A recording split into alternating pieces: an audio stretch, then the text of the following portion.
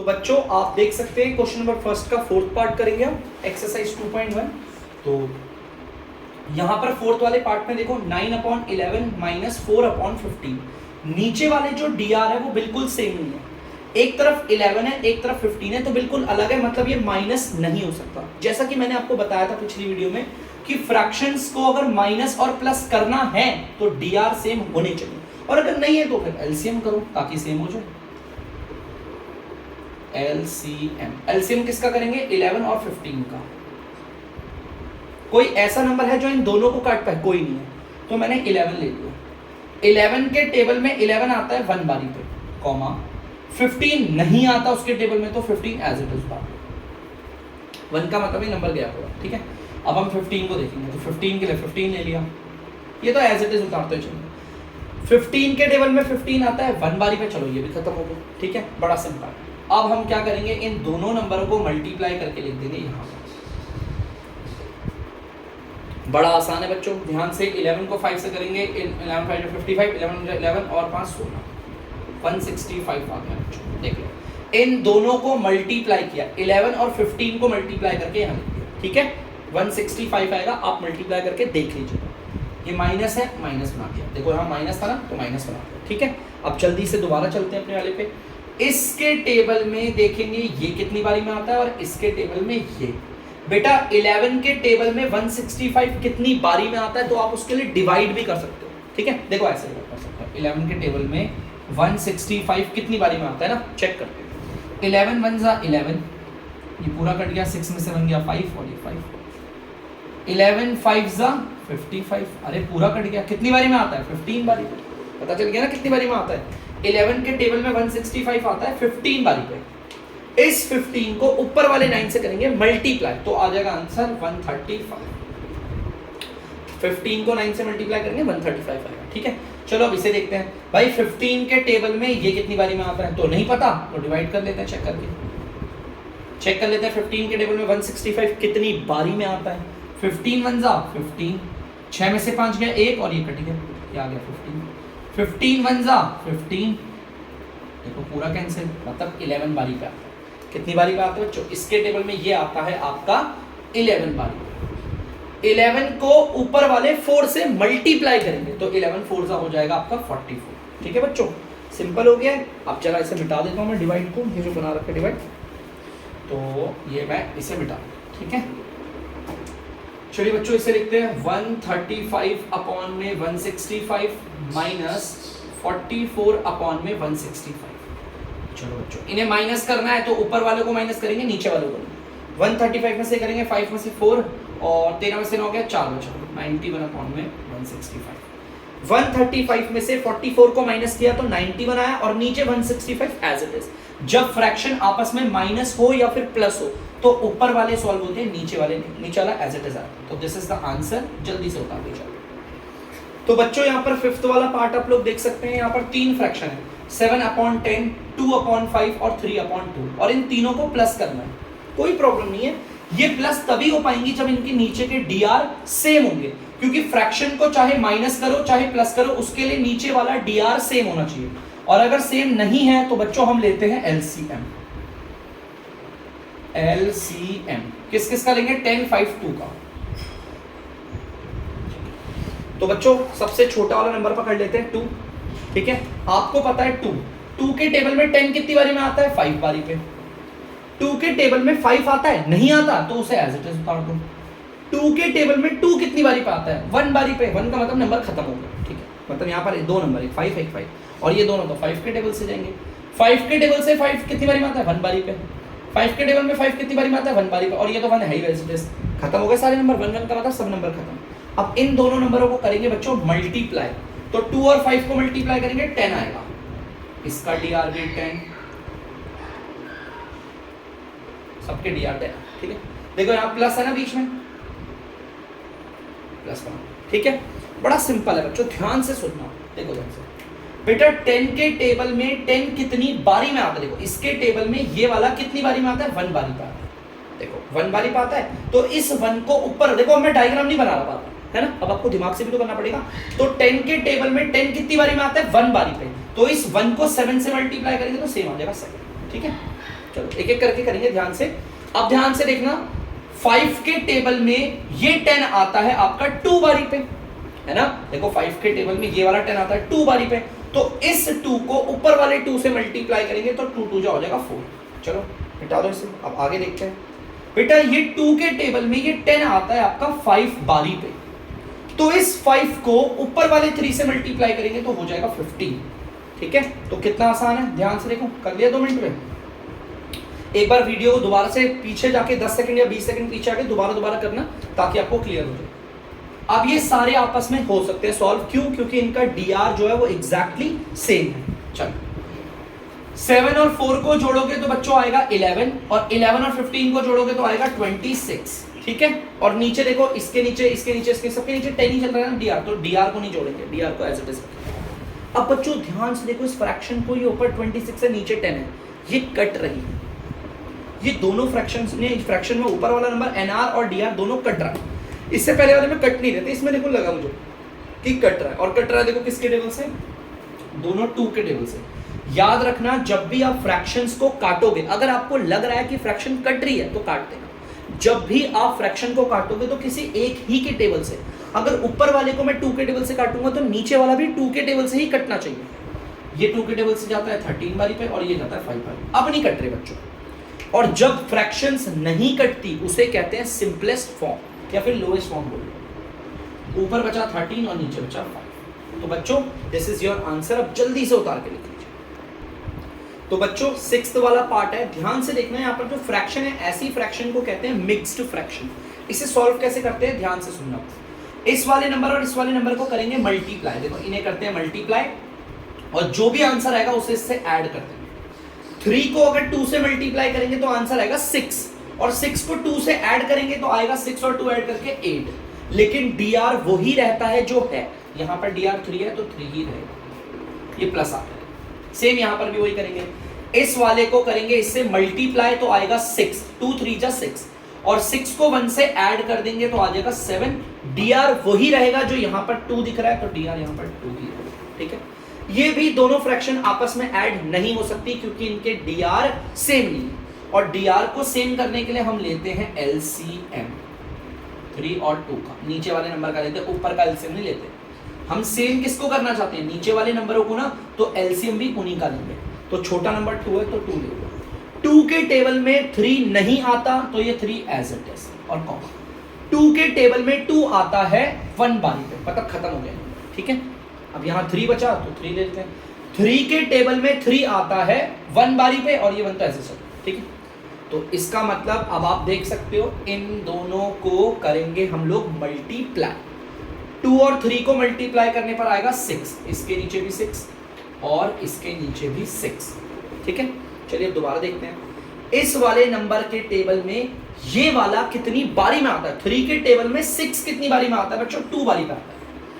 इस 2 को ऊपर वाले 8 से करेंगे मल्टीप्लाई तो 2 8 जा 16 आ जाएगा। ठीक है, देखो ध्यान से, अब इसमें भी देखेंगे 2 के टेबल में 6 कितनी बारी में आता है, तो 3 बारी में आता है।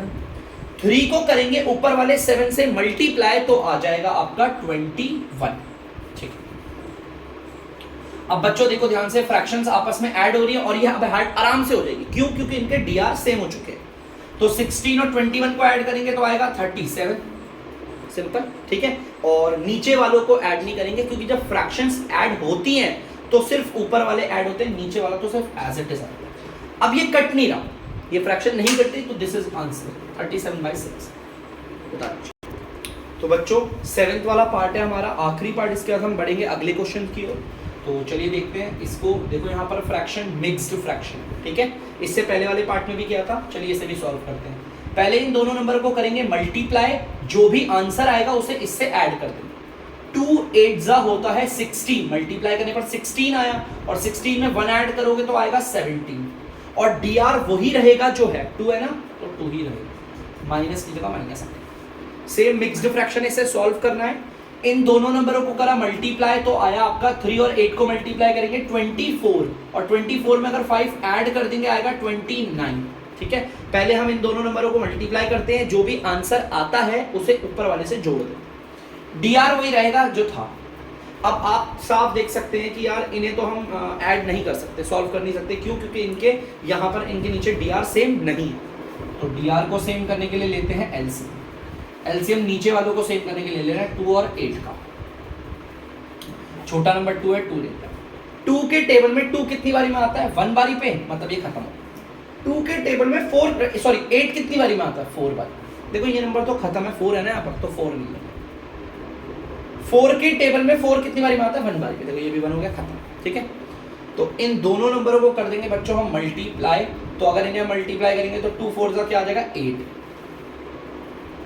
यहाँ पर जितने भी नंबर आते हैं उन सबको मल्टीप्लाई करते हैं। ठीक है, बीच में माइनस है तो यहाँ पर भी माइनस लगा देते हैं। चलो दोबारा से देखते हैं, अपन चेक करते हैं।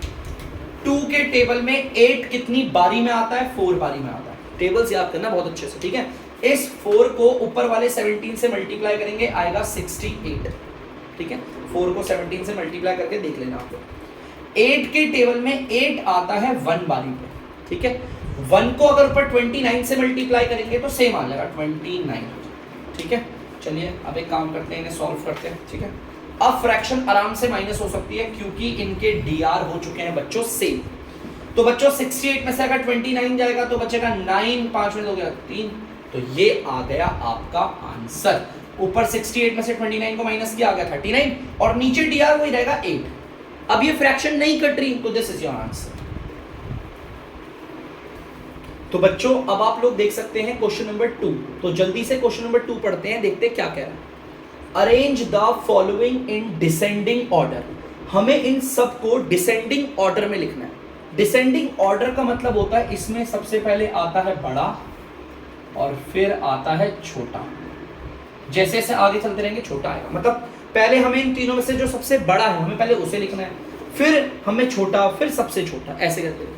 या फिर डिसेंडिंग ऑर्डर में हम सिर्फ बड़े को पकड़ते हैं। आप ऐसे याद रखना, बड़े को पकड़ते हैं, ज्यादा आसान रहेगा। जो बड़ा होगा ना उसे पकड़ेंगे। लेकिन अभी डिसाइड करना कि 2/9, 2/3 और 8/21 इन तीनों में कौन बड़ा है ये बताना बहुत मुश्किल है। क्यों? क्योंकि यहाँ पर इनके डीआर सेम है। देखो अगर मैं आपको बोलूँ 3/5, 4/5, 19/5, अगर मैं आपसे बोलूं इन सब में बड़ा कौन सा है तो आपको पता है इन सबके डीआर सेम है। आप बोलोगे 19/5 बड़ा है सर सबसे पहले, इसमें आप बोलोगे सर सबसे पहले तो ये आएगा 19/5। फिर मैं आपको बोलूंगा इन दोनों में कौन बड़ा है तो आप बोलोगे सर 4/5, ये दूसरे नंबर पे आएगा। फिर मैं आपसे बोलूं कि ये तो लास्ट में यही बचा तो ये 3/5 आ गया। तो जब डीआर सेम होते हैं ना तो बड़े और छोटे को पहचानना आसान हो जाता है। तो यहां पर भी हम ऐसे ही करेंगे, इन सब के डीआर को कर देंगे सेम बाय एलसीएम। ठीक है, तो चलिए जल्दी से करते हैं बच्चों। यहां पर नीचे वालों का एलसीएम लेंगे ना, क्योंकि नीचे वाले सेम करने हैं। तो चलिए देखते हैं, एलसीएम करेंगे 9, 3 और 21 का। 9, 3 और 21, इनमें छोटा नंबर है 3 तो 3 ले लीजिए। 3 के टेबल में 9 कितनी बारी में आता है? 3 बारी पे। ठीक है, 3 के टेबल में 3 कितनी बारी में आता है? 1 बारी पे, मतलब नंबर खत्म। ये वाला 3 के टेबल में 21 कितनी बारी में आता है? 7 बारी पे। मतलब इस 1 का मतलब ये नंबर खत्म है, इसे भूल जाओ। नंबर हमारा 3 और 7 बचा है तो दोबारा 3 ले लेता हूँ क्योंकि उससे ये चला जाएगा, छोटा ही नंबर लेते हैं। 3 के टेबल में 3 कितनी बारी में आता है? 1 बारी पे, ये भी खत्म हो गया और ये भी खत्म, ये तो खत्म नंबर है। क्या 3 के टेबल में 7 आता है? बिल्कुल भी नहीं। तो जो नहीं आता उसे एज इट इज होगा। देखो यहाँ पर ये दोनों नंबर खत्म हो चुके हैं, 1 का मतलब खत्म हो गए हैं। 7 बचा है, उसके लिए हमें यहाँ पे 7 लेना पड़ेगा, तो ये तो एज इट इज उतार दिया। 7 के टेबल में 7 भी 1 बारी पे आता, हो गया तीनों नंबर खत्म। अब इन तीनों को करते हैं मल्टीप्लाई। तीनों को मल्टीप्लाई करेंगे, 3 3 जा 9, 9 7 जा 63, तो हमारा एलसीएम आ गया 63। इसके नीचे भी, इसके नीचे भी और इसके नीचे भी। इन्हें ऐड वैड नहीं कर रहा, कॉमा लगा रखा सिंपल। मैं इनके एलसीएम इसलिए ले रहा हूं ताकि मैं पता कर पाऊं कौन सा बड़ा है कौन सा छोटा, तभी तो डिसेंडिंग ऑर्डर में रखूंगा। ठीक है, चलिए देखते हैं बच्चों, एक एक करके देखो, धीरे से देखते हैं। 9 के टेबल में 63 कितनी बारी में आता है? तो बच्चों 7 बारी पे आता है। 9 के टेबल तो आता ही होगा। 7 को 2 से मल्टीप्लाई करेंगे ऊपर वाले से, इस वाले नंबर को ऊपर वाले से मल्टीप्लाई करेंगे तो 14 आ गया। चलो ये जो 2/9 था वो बन गया 14/63। ठीक है, चलिए अब अगला देखते हैं बच्चों। 3 के टेबल में 63 कितनी बारी में? अब नहीं पता, बच्चे सोचे सर कैसे निकालें, डिवाइड कर लो यार। 3 के टेबल में 63 जानना है ना, डिवाइड करो, पता चल जाएगा कितनी बारी में आता है। 3 2 जा 6, कैंसिल, फिर ये 3 उतरा, 3 1 जा 3 कैंसिल, तो कितनी बारी में आता है 21 बारी पे। 3 के टेबल में 63 कितनी बारी में आता है 21 बारी पे, तो 21 को ऊपर वाले 2 से मल्टीप्लाई करें, आ जाएगा आंसर 42। मल्टीप्लाई कर लेना, मैंने तो कर लिया, ठीक है। चलो अब इसे चेक करते हैं सर 21 के टेबल में 63 कितनी बारी में आता है। अब किसी को 21 का टेबल तो आता नहीं है ना, अब 21 का अगर टेबल आता होगा तो आप डिवाइड भी कर लोगे। देखो जैसे आपने तो उतार लेना पहले, देखो ध्यान से, आप लोग क्या करोगे सर इसके टेबल में ये कितनी बारी में आता है, तो आप क्या करोगे 21 के टेबल में 63 कितनी बारी में आप डिवाइड करोगे। तो डिवाइड के लिए आपको 21 का टेबल आना भी तो चाहिए, तो 21 का टेबल देखो 21 1 जा 1 जा 1 1 2 जा 2, ठीक है। 21 2 जा 2 1 जा 2 2 2 जा 4 42 नहीं, 21 3 जा 3 1 जा 3 और 3 2 6, अरे आ गया। मतलब 21 के टेबल में 3 बारी पे आता है 63, 3 बारी निकाल लिया। देखो टेबल लिखना पड़ा ना, क्योंकि हम डिवाइड कर रहे तो टेबल आना चाहिए हमारा। तो 21 के टेबल में ये देखो 21 के टेबल में 63 कितनी बारी में आता है 3 बारी, तो इस 3 को ऊपर वाले 8 से करेंगे मल्टीप्लाई, तो 3 8 जा हो जाएगा 24। अब देखो आप आराम से बता सकते हो चुटकियों में बड़ा कौन सा है, आराम से बच्चों से उतार लो मैं ताकि इसे रब कर दूं, ठीक। तो ध्यान से सुनना बच्चों, अब आप आराम से देख के बता सकते हो बड़ा कौन सा है। 14/63, 42/63, 24/63, इन तीनों में बड़ा है ये 42/63, यही बड़ा है। चलो ये हो गया, ये हो गया। अब इन दोनों देखो डिसेंडिंग ऑर्डर में हम बड़े को पकड़ते हैं।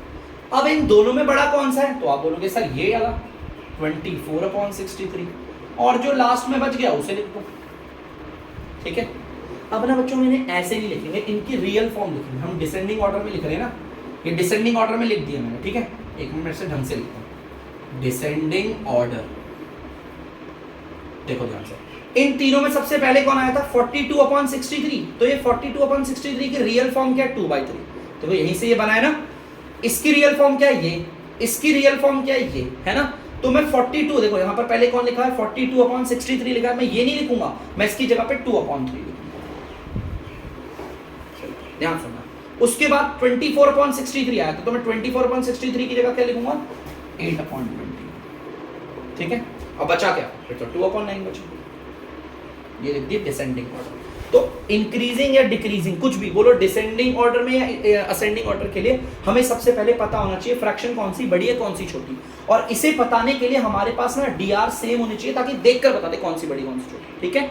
आप चाहो तो आंसर को यहां तक छोड़ दो, वो भी सही है, लेकिन देखो मैंने ना क्या करा, इसकी रियल फॉर्म लिख दी। देखो कौन बड़ा है इनमें सबसे पहले 2/3, और मुझे कैसे पता चला 42/63 की जगह ये लिखना है। देखो ध्यान से ऊपर वाले पार्ट पे आओ, 42/63 का रियल पार्ट क्या है, ये रहा 2/3।